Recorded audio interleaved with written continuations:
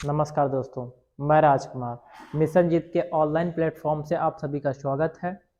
हम आज हिंदी वर्णमाला के स्वरों का वर्गीकरण विषय पर चर्चा करेंगे। स्वरों का वर्गीकरण, जैसा कि आप जानते हैं कि मुख्यतः इसे 3 भागों में बांटा गया है। फर्स्ट नंबर पे आपका आता है उच्चारण एवं मात्रा के आधार पर, और सेकेंड नंबर पे आता है आपका जिह्वा अर्थात जीभ के आधार पर, और तीसरे नंबर पे आपका आता है मुख खुलने के आधार पर।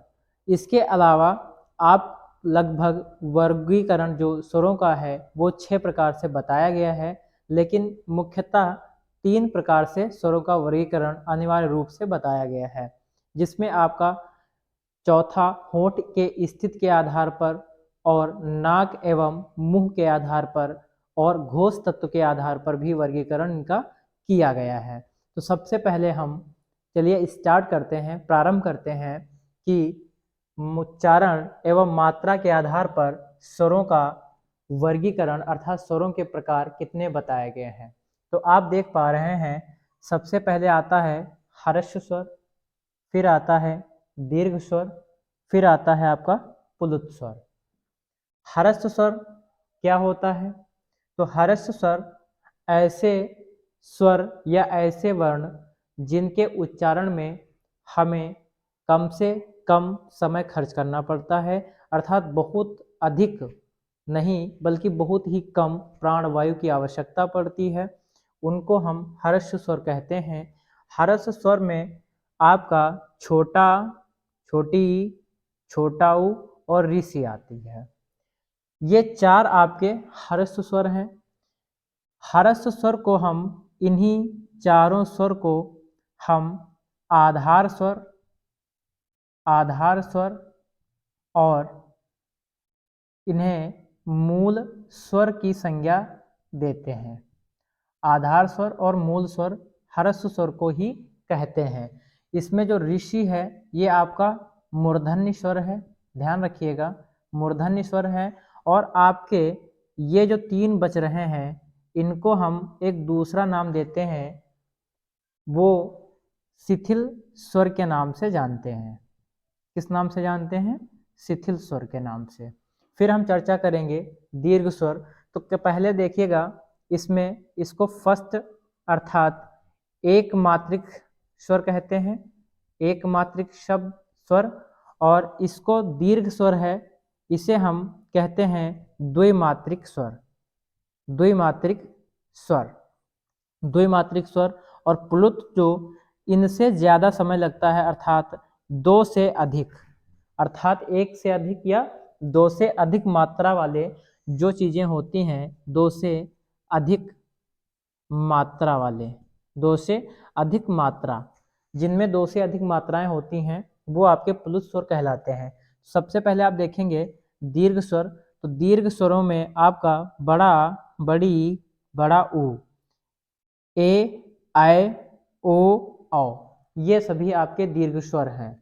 किंतु मुख्य रूप से अगर आपसे क्वेश्चन किया जाता है कि दीर्घ स्वरों की संख्या कितनी है, तो हम आपको बता दें आपके जानकारी के लिए कि सबसे मुख्य या प्रमुखता रूप से दीर्घ स्वरों की संख्या 3 ही मानी गई है, 3 मानी गई है। बल्कि जब आपके ए और ऐ, ओ और औ, इन चारों को हम संयुक्त स्वरों की श्रेणी में रखते हैं।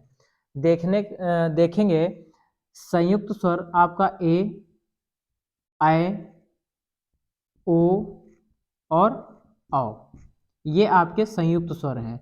तो 3 ये आपके दीर्घ स्वर, और ये 4 संयुक्त स्वरों को मिला देने से पूरे टोटल दीर्घ स्वरों की जो संख्या है वो आपकी 7 हो जाती है, जिसमें हम ए का जो इसका मेल है, संयुक्त स्वर कहते किसको हैं?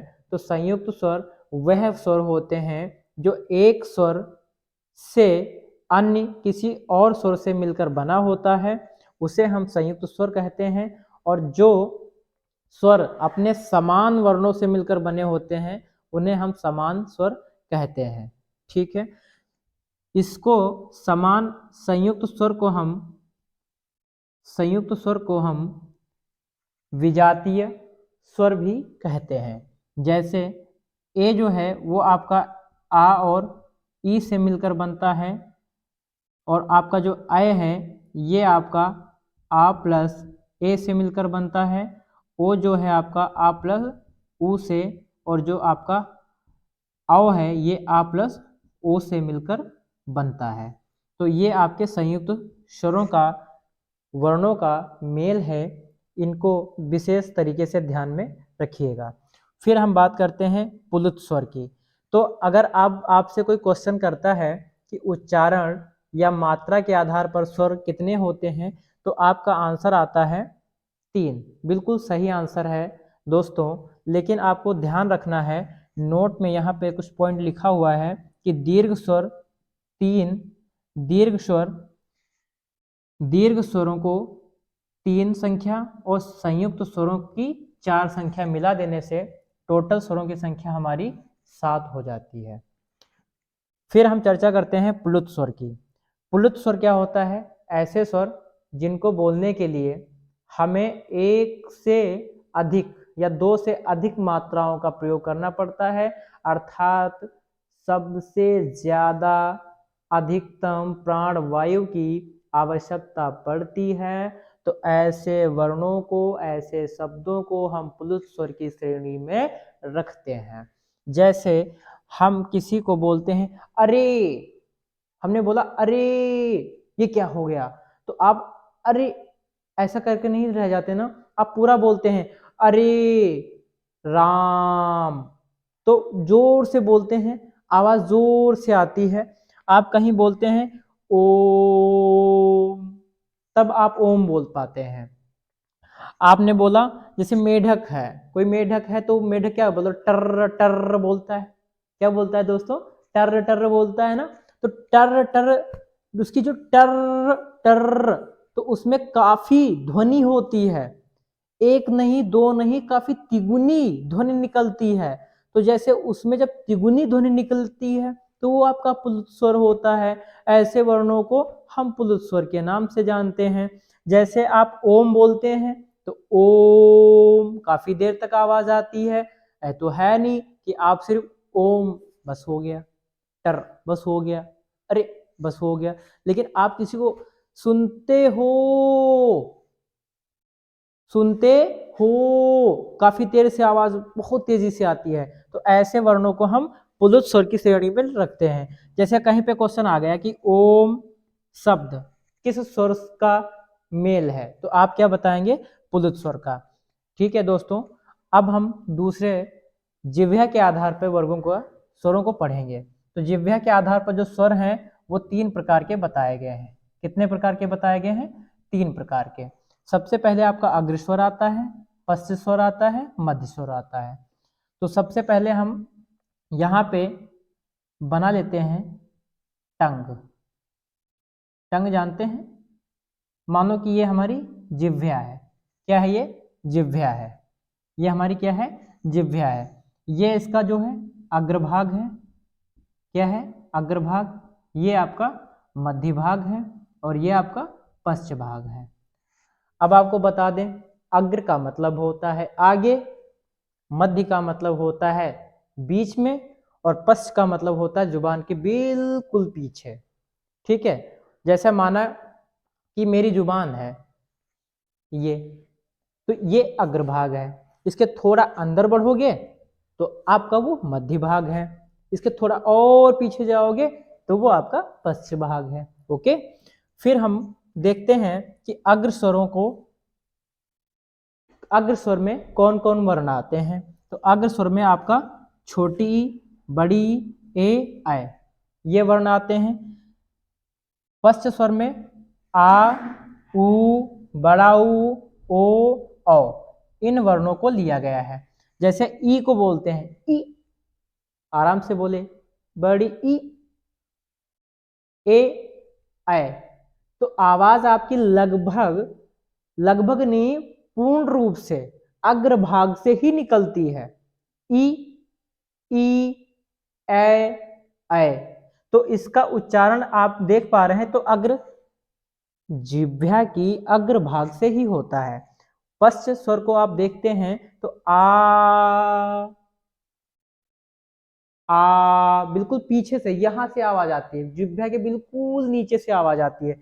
आ ऊ ऊ ओ आओ। तो इन स्वरों का जो उच्चारण है, अर्थात इनकी जो ध्वनि है, वो आपके जुबान के बिल्कुल पिछले हिस्से से आती है, इसलिए इनको पश्च स्वरों की श्रेणी में रखा गया है। अब मैं बात करता हूं मध्य स्वर। तो मध्य स्वर क्या है? आ।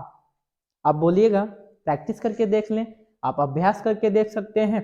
आ बोलेंगे, आ आ बोल रहे हैं, तो इसका मतलब क्या है? ना तो आपकी आवाज जो ध्वनि है, ना तो जिह्वा के अग्रभाग को स्पर्श कर पा रही है, न जिह्वा के पश्च भाग को स्पर्श कर पा रही है। पश्च भाग को स्पर्श करता है आपका बड़ा आ। जब आप जोर से बोले, बड़ा आ की मात्रा अगर लगी है ना आ में, तो आप बोलते आ, नहीं लगी है तो बोलते आ। तो ये आपका मध्य स्वर है। तो ध्यान रखिएगा, पश्च स्वर क्वेश्चन यहां से कैसे बनता है? क्वेश्चन बनेगा कि निम्न में पश्च स्वर नहीं है। क्वेश्चन क्या बनेगा? सबसे ज्यादा कंफ्यूजन यही रहती है कि बच्चे क्या होता है, स्टूडेंट मोस्टली क्वेश्चन नहीं पढ़ता है। पूरी ध्यान से क्वेश्चन को पढ़ना चाहिए। क्वेश्चन नहीं पढ़े, आराम से क्वेश्चन आ गया, एक्साइटमेंट ज्यादा है, उत्साहित ज्यादा हो जाते हैं, पेपर को देखा, हाँ अरे ये तो सर ने पढ़ाया है, पश्च स्वर तो बहुत अच्छे से पढ़ाया है, अग्र स्वर मुझे आता है। लेकिन होता क्या है? होता है दरअसल ये है कि आप क्वेश्चन सही से नहीं देखते हैं। क्वेश्चन देखा, क्वेश्चन कह रहा है कि निम्न में कौन सा पश्च स्वर नहीं है, और उसमें आप क्या करते हैं? उसमें लगा देंगे हाँ है, तो उसमें आपका क्वेश्चन गलत हो जाता है, आंसर उसका बिल्कुल गलत कर देते हैं। तो यहाँ पे क्वेश्चन कैसे बनेगा कि निम्न में पश्च स्वर नहीं है। तो पश्च स्वर नहीं है ये कह रहा ना, तो उसमें आपका बड़ा आ होगा, छोटा ऊ होगा, ऊ होगा, ये तीन ऑप्शन दिए होंगे। बाकी के ऑप्शन जो उठाएगा वो छोटा उठाएगा, या बड़ी ई से, या ऐसे उठा लेगा।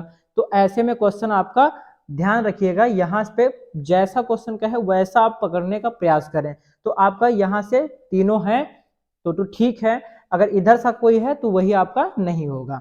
ओके, तो हम अब शुरुआत करते हैं मुख खुलने के आधार पर स्वरों का वर्गीकरण, स्वरों का प्रकार। तो यहाँ पे आप देख पा रहे हैं विवृत और अर्ध विवृत स्वर, संवृत स्वर और अर्ध संवृत स्वर। मुख खुलने के आधार पर स्वरों का जो प्रकार है वो 4 प्रकार का बताया गया है। विवृत स्वर, इसको थोड़ा हम सरल भाषा में लिख लेंगे, थोड़ा ऐसे लिख लेते हैं, इसको हम बोलते हैं ओपन। क्या बोलते हैं? ओपन। इसको बोलते हैं half open. Half open, half open का मतलब आधा खुला। इसको बोलते हैं क्लोज। समृद्ध को क्या बोलते हैं? क्लोज। मतलब ऐसे वर्ण जिनको बोलने के लिए हमें किसी भी प्राणवायु की आवश्यकता ना पड़े, अर्थात आवाज की बहुत अधिक क्षमता का प्रयोग ना करना पड़े, उनको हम क्या बोलते हैं? बिल्कुल क्लोज। और इसको बोलते हैं half close, HC, half close. क्या बोलते हैं? उनको हाल्फ क्लोज बोलते हैं। तो विवृत का मतलब होता है ओपन। तो ओपन विवृत स्वर, जब कभी भी आपसे पूछे विवृत स्वर, विवृत विवृत विवृत, विवृत का मतलब होता है जिसको बोलने के लिए आवाज ज्यादा लगानी पड़े, अर्थात पूरा मुंह खुल जाए।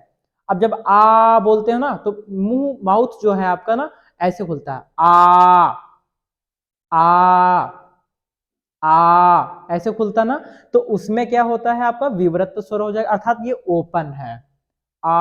मुंह को बिल्कुल पूर्ण रूप से ओपन करके बोलते हैं, इसीलिए इसका नाम क्या दिया गया है? मुख खुलने के आधार पर स्वरों का वर्गीकरण।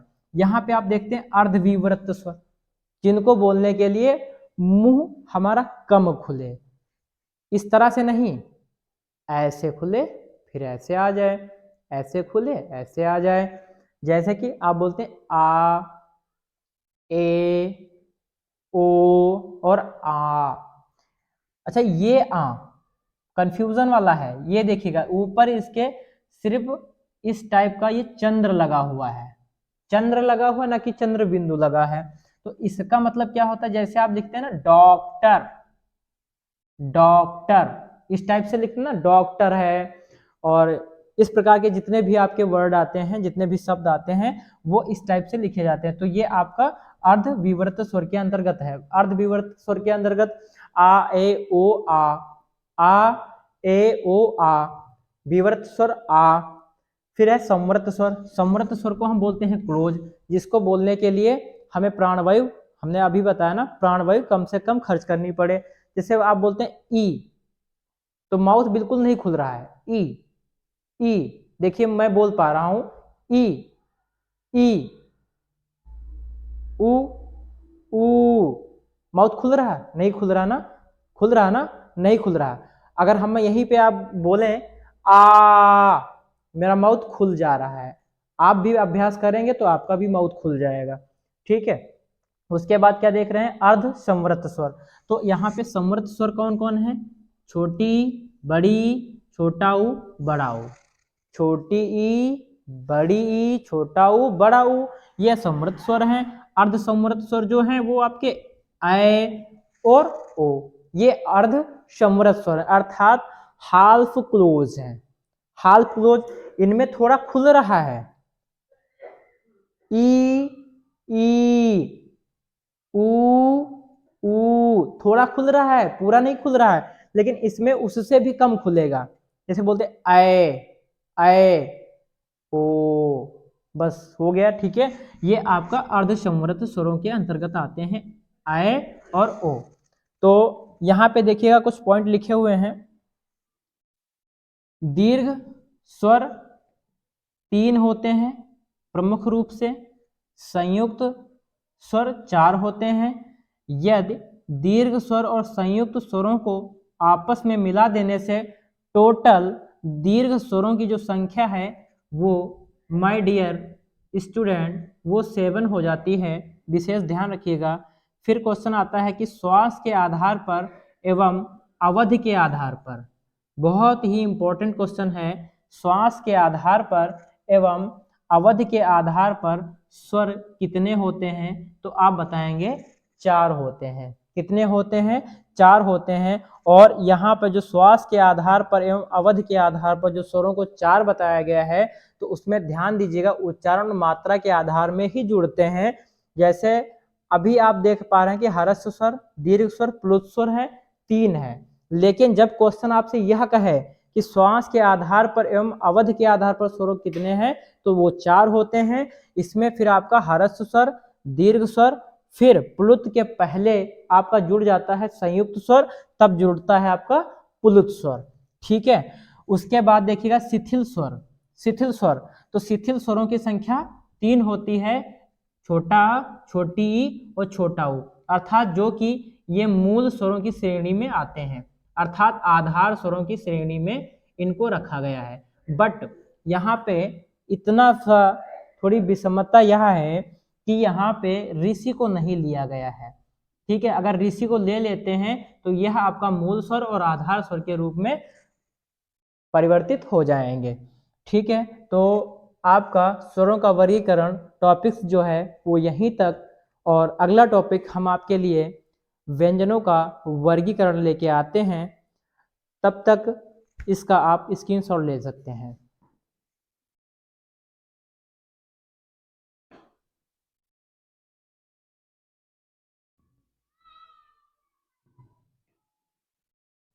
ओके, तो सभी को मेरा ढेर सारा प्यार, और हम अगले वीडियो में बहुत ही जल्द आपसे मुलाकात करते हैं।